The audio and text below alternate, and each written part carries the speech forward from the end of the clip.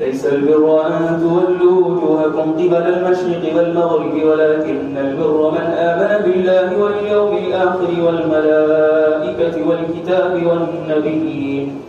وآتى المال على حبه ذوي القربى واليتامى والمساكين وابن السبيل والسائلين وفي الرقاب وأقام الصلاة وآتى الزكاة والموفون بعهدهم إذا عاهدوا والصابرين في البأساء والضراء وحين البأس أولئك الذين صدقوا وأولئك هم المتقون. يا أيها الذين آمنوا كتب عليكم القصاص في القتلى الحر بالحر والعبد بالعبد والأنثى بالأنثى فمن عفي له من أخيه شيء فاتباع بالمعروف وأداء إليه بإحسان ذلك تخفيف من ربكم ورحمة فمن اعتدى